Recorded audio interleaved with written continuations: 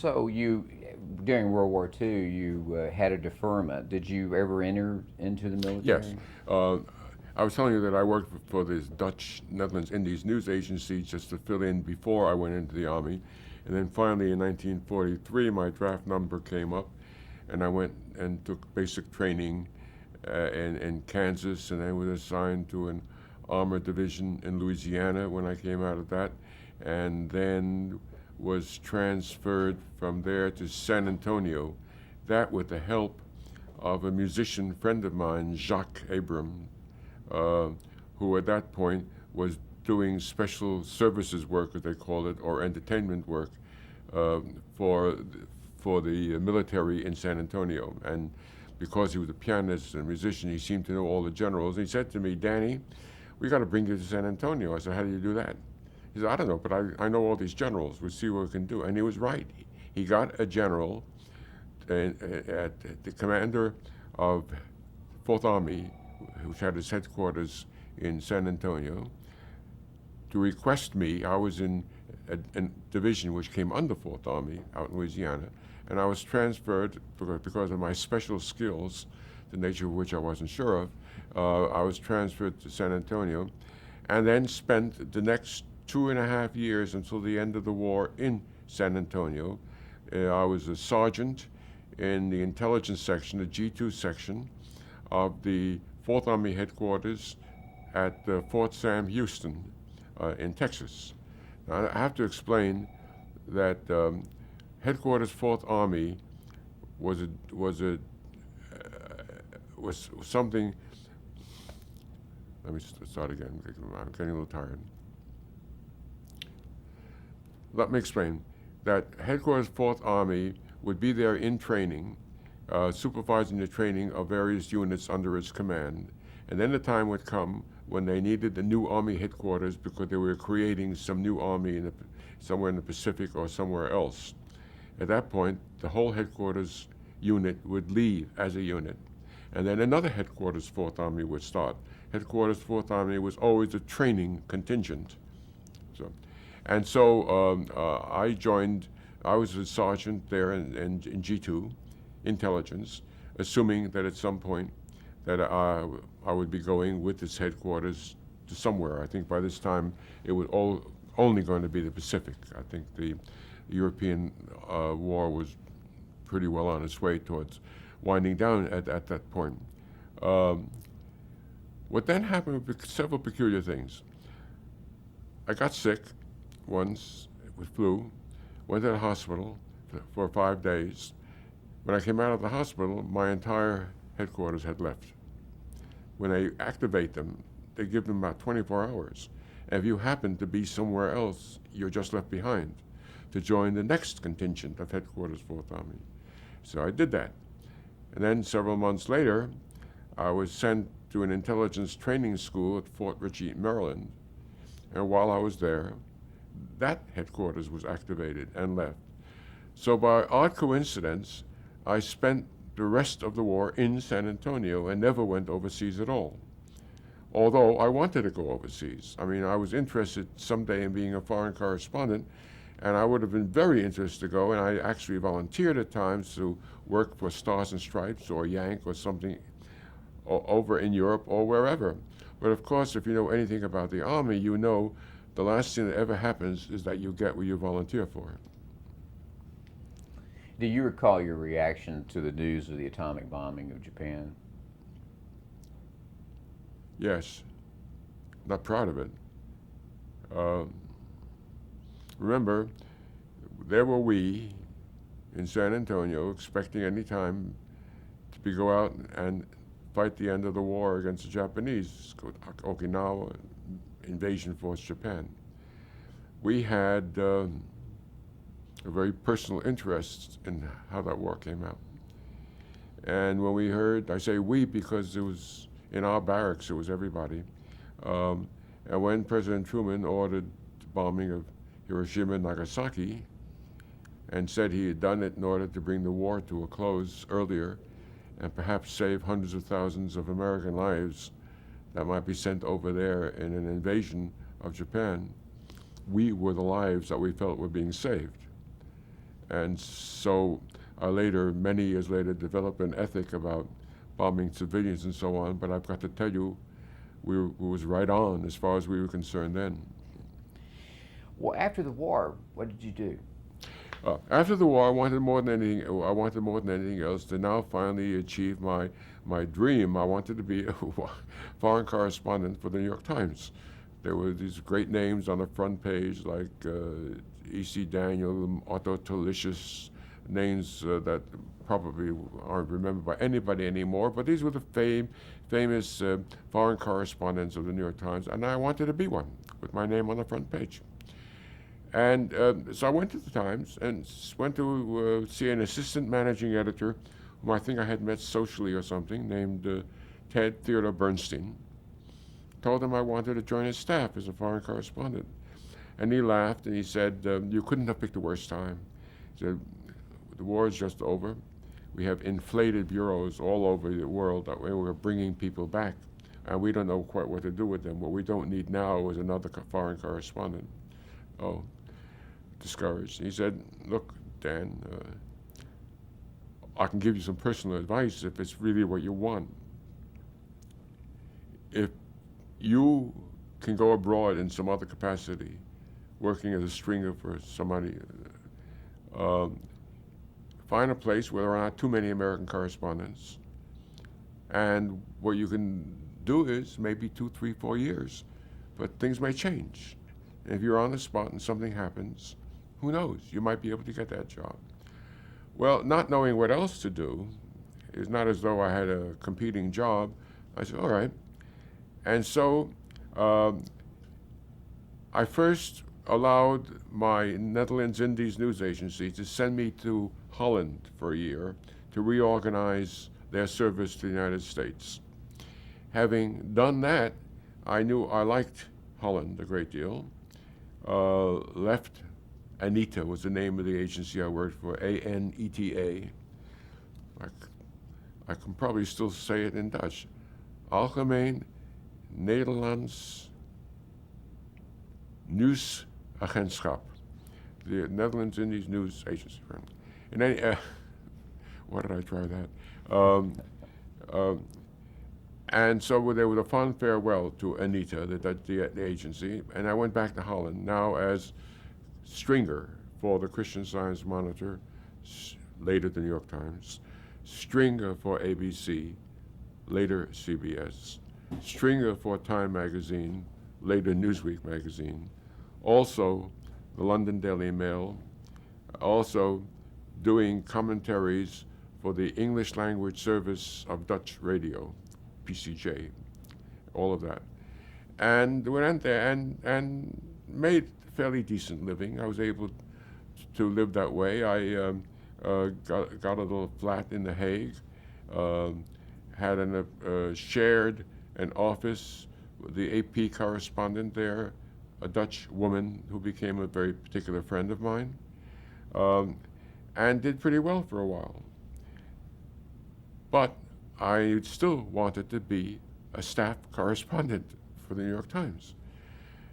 And so in 1952, I came home to New York and went to see Turner Catledge, I forget who was managing or executive editor, and told him I was getting stories into the paper even with bylines, very unusual for a stringer.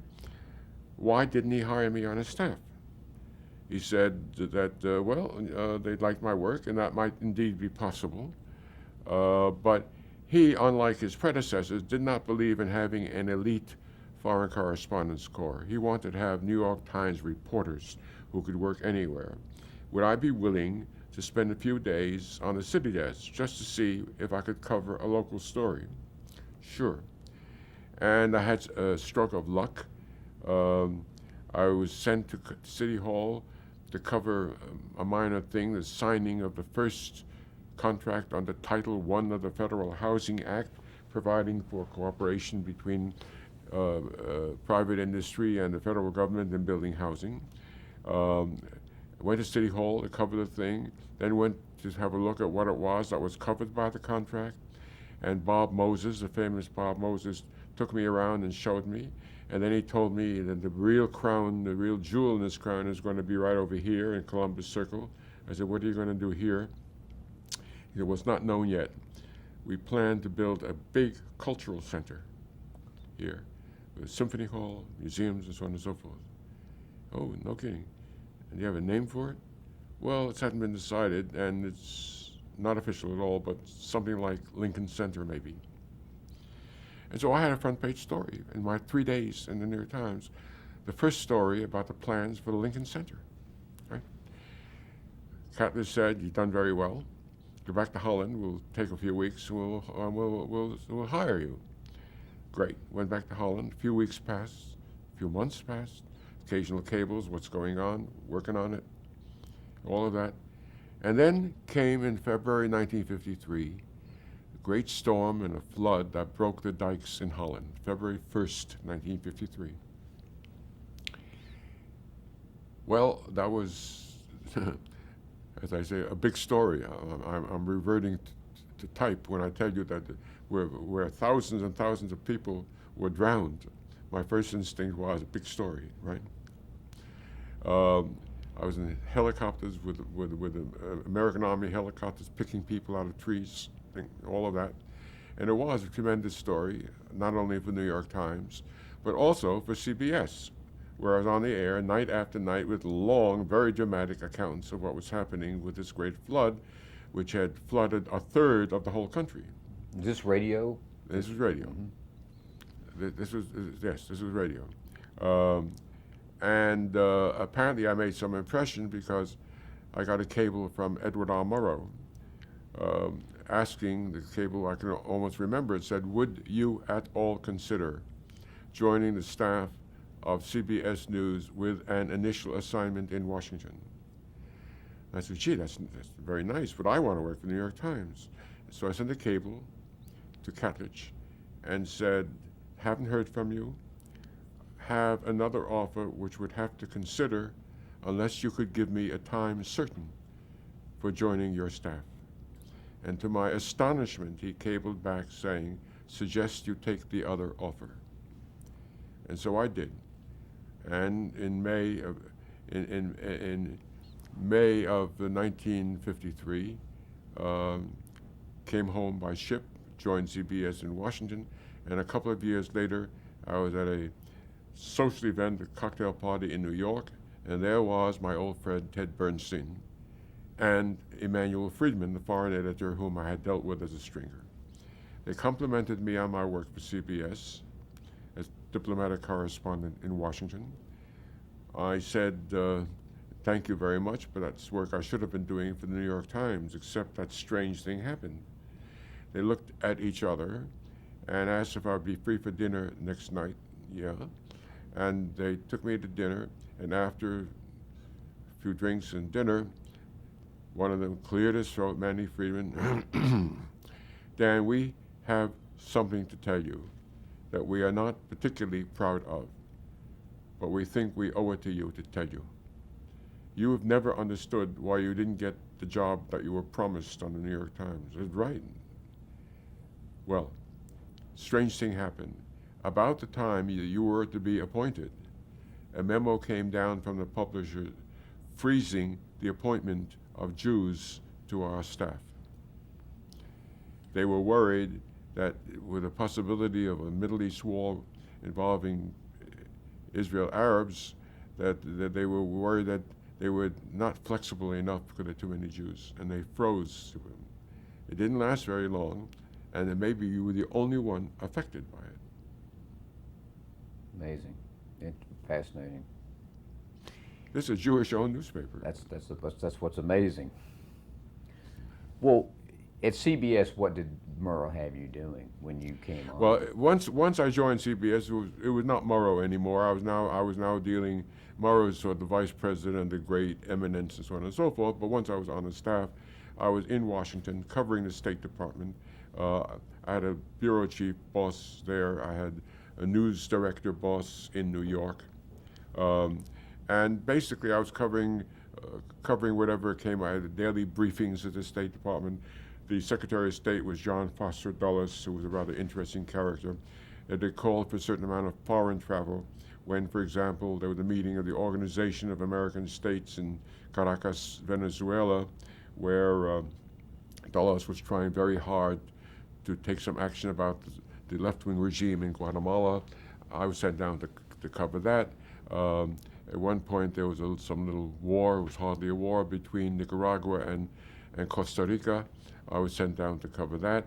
I would travel with the secretary when he traveled. So there's a certain amount of travel, but for the most part, it was covering the State Department and the diplomatic scene in Washington. This is all on the radio. Is any television? This is involved? almost all on the radio, and it's interesting that you ask, because by this time, by 1953, there was a CBS television news program with the Douglas Edwards and the news, and it struck me as very strange that we correspondents in the bureau in Washington were never doing any of the television stories. We were doing radio stories. So what did they do with television? They had a place there where they developed their film, and they had one person assigned to voice over all the stories. This person would voice over stories that he hadn't seen, whereas we had covered stories. And I went into our news, the bureau chief, Ted Koop, K-O-O-P, and said, explain something to me. Why does CBS not use the correspondents who have covered the story to do the story for television, and instead you have Neil Strasser, this is his name, Strasser, S-T-R-A-W-S-E-R, Neil Strasser, who was there doing nothing else but doing all the voicing over, all the television stories. Coop got very irritated with me for suggesting that. He said, just do as you're told. But it was a very strange thing. That in the early days, radio news and television news acted completely apart, acted almost as competitors. At the 1952, I remember that at the 1952 Democratic Convention, CBS radio got a leak from inside a secret caucus and wouldn't give it to CBS television news because we regarded them as competitors. And this was when Bob Trout was doing the radio and Cronkite television. That's when Bob Trout was doing his wonderful work on radio, yes. How do you account for that? Why do you think that was that way? People had, let me go back a moment. When I joined CBS and I was on my way home to join CBS and stopped in Paris, and I was invited to lunch by David Schoenbrunn, the Paris bureau chief, who was having a lunch for Frank Stanton, the president of CBS. At this lunch, Frank Stanton said, television is coming along very fast now, and it's expensive, and commercials will be very expensive. And I think you ought to prepare for the fact that 5 years from now, there will not be a CBS radio network because there won't be the money to pay for ads on it because of the money going to television. Very struck by that.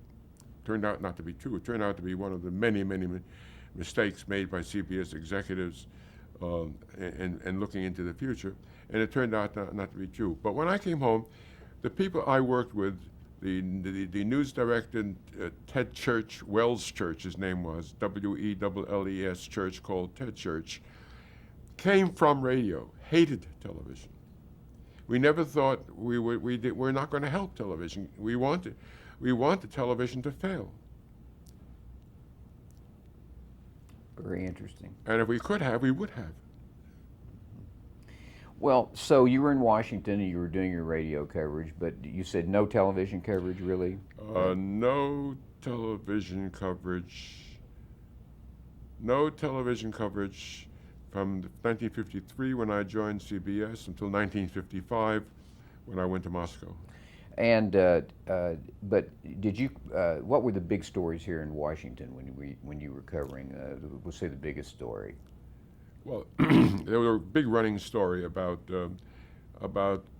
trying to overthrow the left-wing regime in Guatemala, right, which it turned out the CIA finally succeeded in doing.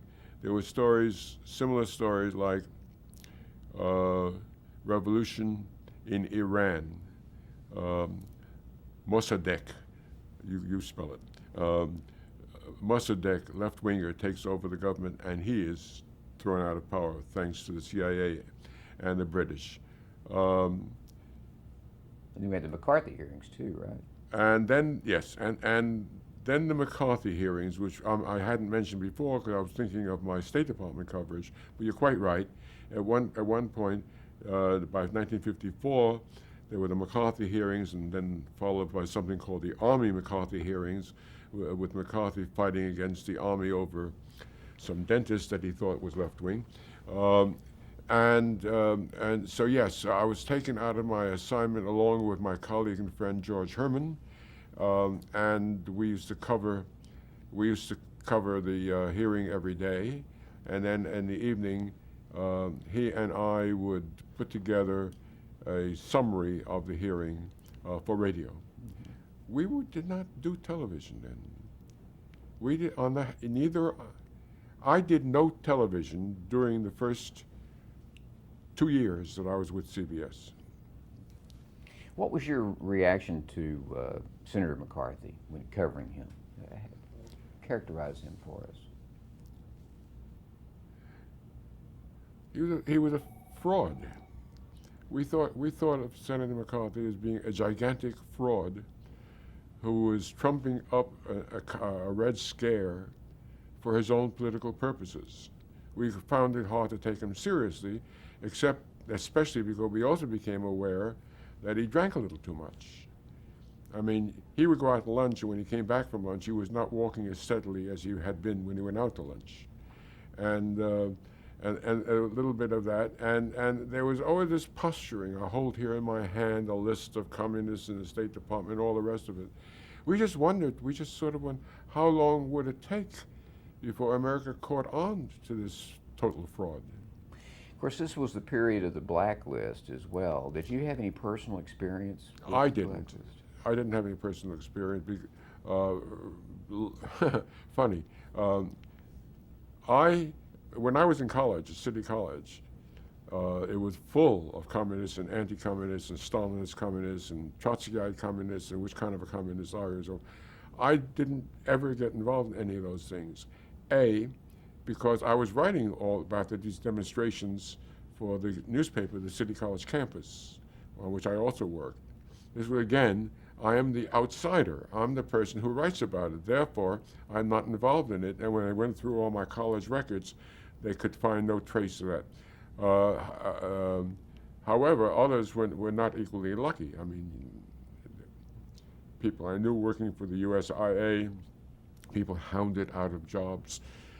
At some point, the State Department under Secretary Dulles was actually throwing people out of work just in order to show McCarthy how anti-communist he was. It was not a very happy time. Did you have to sign a loyalty oath at CBS? No. No. There was only one person at CBS who had a big loyalty or communist problem. That was Winston Burdett, who had been our Rome correspondent. And it turned out that he had been a communist spy. It was quite weird. He had a wife who was a communist, now dead, who was dead at the time, and under her influence had agreed to take on an assignment of reporting from Finland during the Finnish-Russian War on state of morale of the public in Finland. It isn't much in the way of espionage, but it officially classifies as espionage because it was an assignment from a Soviet intelligence agency. And that became known, and what then they wanted is a Senate committee, it was Senate Security Committee, which wasn't McCarthy, demanded that he tell them every communist he knew. And that was always a big thing with people who had been communists. They were willing to admit they had been communists, but hated having to talk about others. And Winston finally was told that he would not get his passport, which means he couldn't go back to Rome, where his assignment was, unless he played ball with these people. And in the end, he did, and made a lot of enemies for him and for CBS. But he's the only one who became deeply, deeply involved in that. I, for some reason, never had that problem. Did you know Burdett very well? I knew Burdett very well. I liked him very much. A gentle, civilized person who at some point in his career done something really quite stupid and who never quite recovered from it. Talking about the McCarthy hearings again, were you involved in Edward R. Murrow's See It Now expose? No, no. That was Ed Murrow and Fred Friendly, his great producer, and there wasn't any other CBS journalist on that show except Murrow. I don't know, remember, I've had occasion to know, it was a very interesting kind of documentary because it basically used McCarthy to undermine himself. They just used clips of McCarthy this and McCarthy that, and there wasn't much else except McCarthy damning himself by his own actions, so that it didn't really need correspondence very much. Did you know or work with Joe Worshpa in this period? Joe Worship was a friend of mine. I'm trying to remember if we ever worked together on anything. I mean, I knew him. We saw each other. We would meet in New York, sometimes in Washington. But if there was a specific project that he and I worked on, I can't remember it. Now, in 1955, the CBS asked you to go to Moscow? 1955, I remember coming back. I'm going to have to stop for a minute. I just want to go to the bathroom for a moment. Certainly.